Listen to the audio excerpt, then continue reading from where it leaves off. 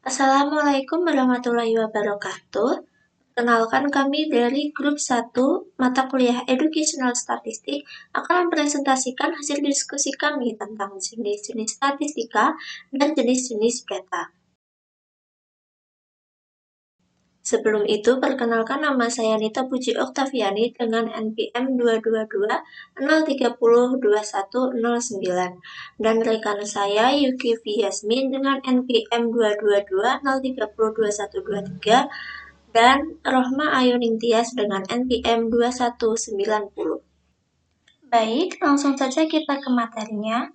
Jenis-jenis statistika dapat dibagi menjadi 4. Yang pertama adalah jenis statistika berdasarkan orientasi pembahasannya.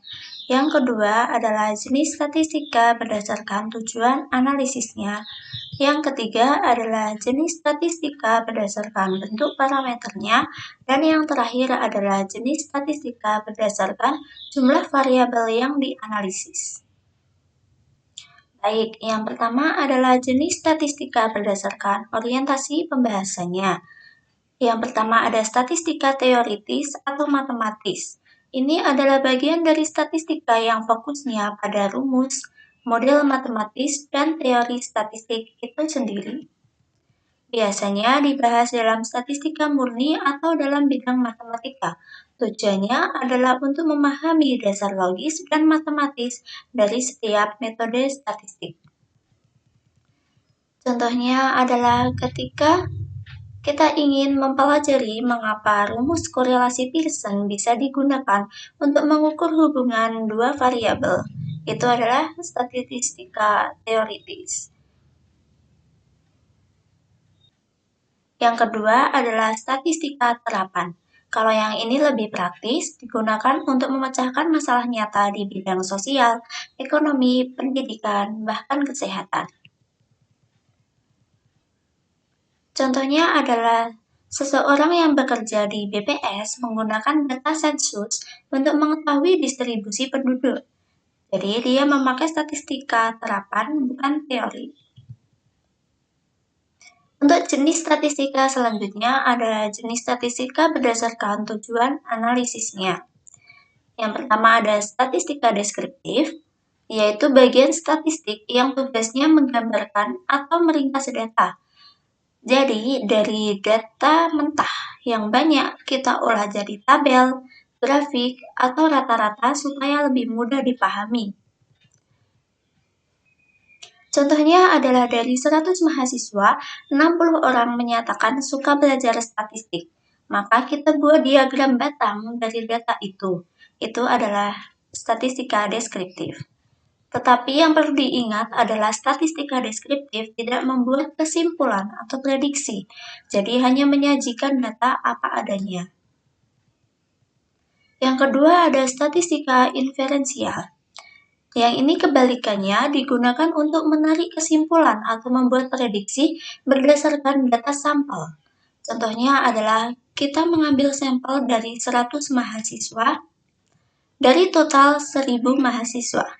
Maka dari sampel itu kita simpulkan bahwa 60% mahasiswa dalam satu kampus suka belajar statistik. Itu adalah contoh dari statistika inferensial. Untuk jenis statistika selanjutnya ada jenis statistika berdasarkan bentuk parameternya. Yang pertama ada statistika parametrik. Ini adalah jenis statistik yang berasumsi bahwa data berdistribusi normal. Biasanya digunakan untuk data numerik yang mengikuti pola tertentu. Contohnya adalah kalau kita meneliti berat badan 200 orang, biasanya berat badan cenderung mengikuti distribusi normal seperti lonceng bentuknya. Maka kita bisa pakai uji T atau uji ANOVA. Untuk yang kedua ada statistika non-parametrik. Yang ini tidak bergantung pada distribusi data. Jadi cocok untuk data ordinal, nominal, atau data yang menyimpang dari distribusi normal. Contohnya adalah ketika kita meneliti tingkat kepuasan pelanggan dari sangat puas sampai sangat tidak puas, maka kita bisa memakai metode non-parametrik seperti uji chi-square. Yang terakhir ada jenis statistika berdasarkan jumlah variabel yang dianalisis. Yang pertama ada analisis univariat, yaitu analisis terhadap satu variabel saja. Contohnya adalah menghitung rata-rata IPK mahasiswa satu jurusan. Yang kedua ada analisis bivariat. Ini melibatkan dua variabel, biasanya untuk melihat hubungan atau pengaruh antara variabel. Contohnya adalah ketika kita ingin tahu apakah lama belajar mempengaruhi nilai ujian, maka kita bisa menganalisis dua variabel yaitu waktu belajar dan nilai ujian. Yang ketiga ada analisis multivariat. Kalau yang ini melibatkan 3 variabel atau lebih sekaligus. Contohnya adalah ketika kita ingin tahu apakah nilai ujian dipengaruhi oleh waktu belajar, kehadiran siswa, dan motivasi siswa. Maka kita bisa memakai analisis multivariat seperti regresi berganda. Baik, untuk materi selanjutnya akan disampaikan oleh teman saya. Nama saya Rohma Enibias dengan NPM 2240302190. Kali ini saya akan menjelaskan mengenai pengertian data.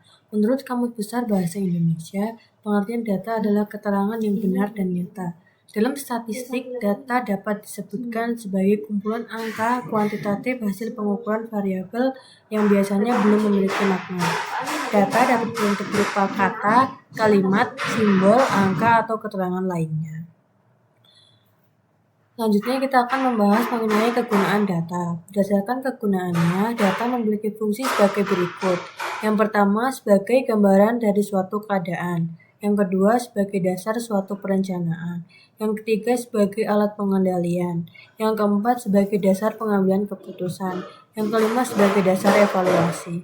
Selanjutnya kita akan membahas ciri-ciri data yang baik. Data yang baik dan dapat dipertanggungjawabkan memiliki karakteristik sebagai berikut.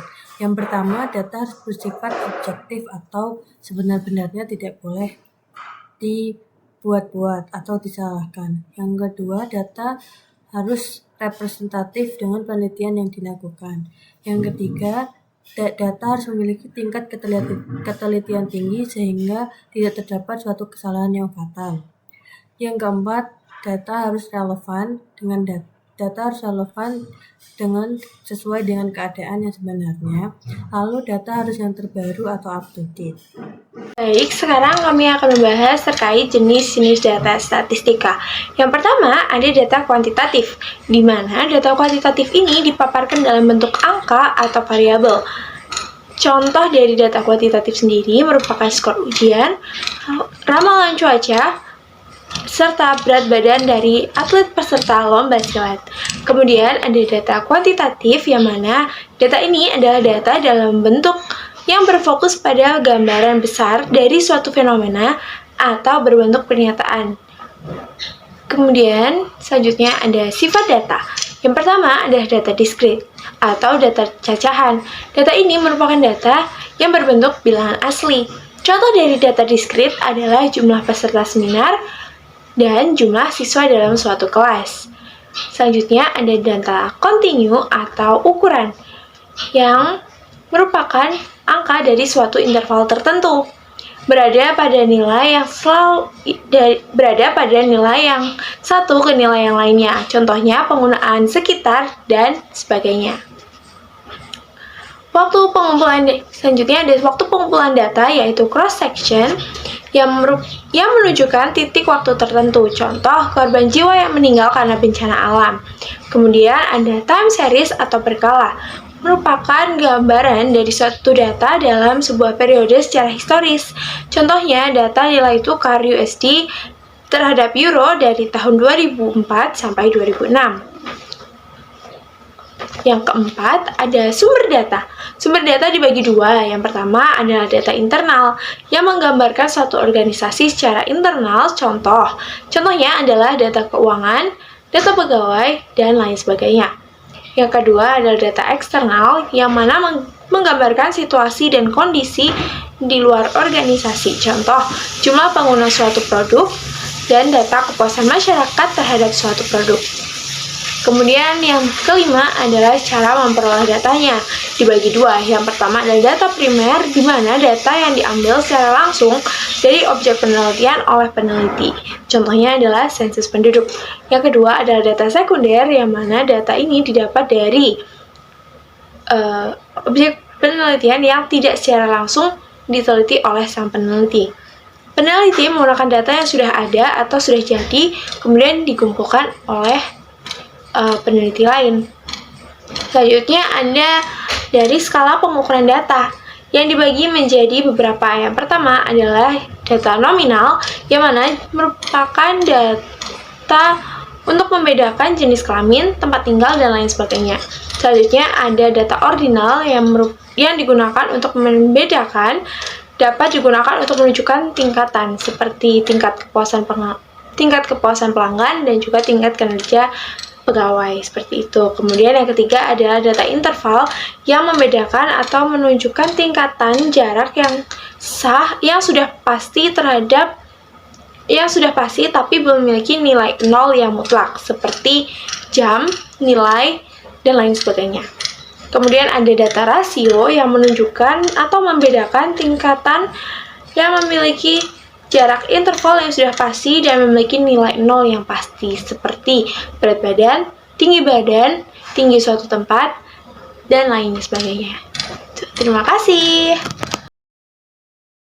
Baik, sekian presentasi dari kami. Terima kasih telah menyaksikan. Wassalamualaikum warahmatullahi wabarakatuh.